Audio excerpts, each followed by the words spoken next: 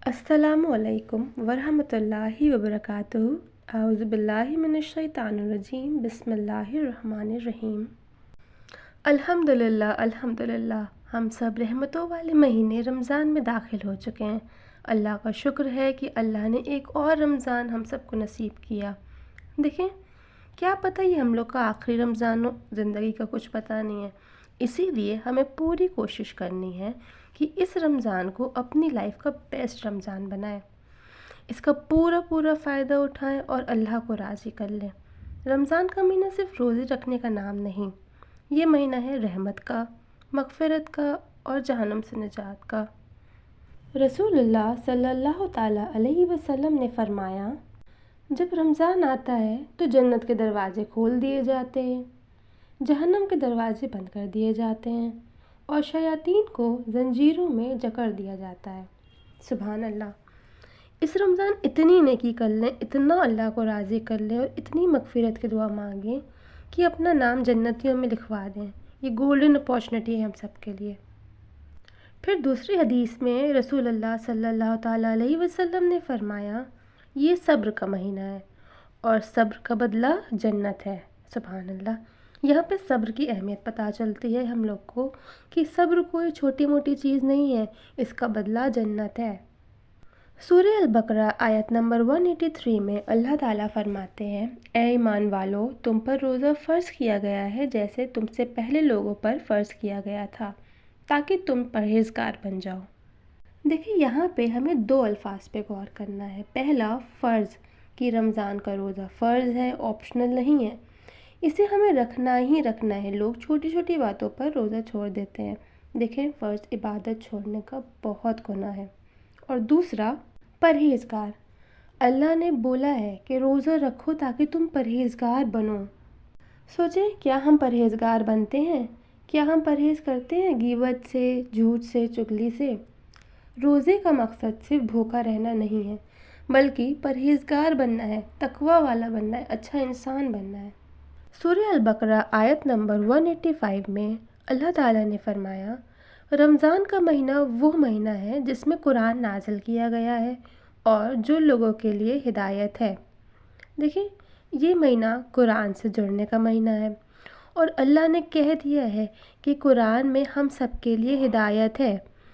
हम सबको हिदायत चाहिए ना, तो कुरान को अपना दोस्त बना लें, इसको खूब दिल से पढ़ें और स्पेशली समझें, इस पे अमल करें। इंशाअल्लाह हम सबको ज़रूर हिदायत मिलेगी। रसूल अल्लाह सल्लल्लाहु ताला अलैहि वसल्लम ने फरमाया, जो शख्स ईमान के साथ और सवाब की नीयत से रमज़ान का रोज़ा रखता है, उसके पिछले गुनाह माफ़ कर दिए जाते हैं। देखिए, रोज़े की नीयत सिर्फ़ अल्लाह के लिए और सवाब के लिए होनी है हमारी, ना कि दूसरों को दिखाने के लिए या किसी के डर से। तभी हमारे पिछले गुनाह माफ़ होंगे। रसूल अल्लाह सल्लल्लाहु ताला अलैहि वसल्लम ने फरमाया, अल्लाह ताला फरमाते हैं, इंसान का हर अमल का बदला 10 से 700 गुना तक दिया जाता है, लेकिन रोज़ा मेरे लिए है और मैं ही इसका बदला दूंगा। सुभान अल्लाह, इतना सवाब है नेकी का। अल्लाह कितना रहमान है। इसीलिए खूब कुरान पढ़ें, अल्लाह का खूब ज़िक्र करें, खूब दुआएं मांगें, सदके ज़कात करें और हर नेकियों को अपने बढ़ा दें। फिर एक और हदीस में रसूल अल्लाह सल्लल्लाहु ताला अलैहि वसल्लम ने फरमाया, 5 वक्त की नमाज एक जुमा से दूसरे जुमा तक और एक रमज़ान से दूसरे रमज़ान तक के गुनाह माफ़ हो जाते हैं, जब तक कि कबीरा गुनाहों से बचा जाए। कबीरा गुनाह जैसे शिर्क, मर्डर, इंटरेस्ट लेना या देना, ज़िना, ये सब कबीरा गुनाहों में आते हैं। फिर अगली हदीस में आप सल्लल्लाहु ताला अलैहि वसल्लम ने फरमाया, रोज़ेदार की दुआ इफ़्तार के वक्त रद्द नहीं की जाती। इफ़्तार का टाइम जो होता है वो रोज़ेदार के लिए सबसे ख़ास वक्त होता है, क्योंकि उस वक्त अल्लाह ताला हमारे सारे दिन की मेहनत का रिवॉर्ड देते हैं।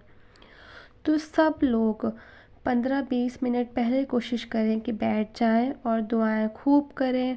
खाने पीने पर एकदम ध्यान ना दें, एक दूसरे पे बिल्कुल बात ना करें उस वक्त, क्योंकि वो सबसे अहम वक्त है।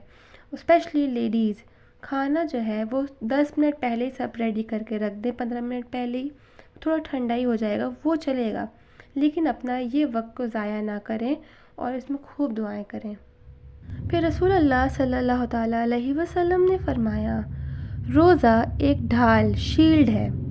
شیلڈ کس سے؟ جہنم کے عذاب سے۔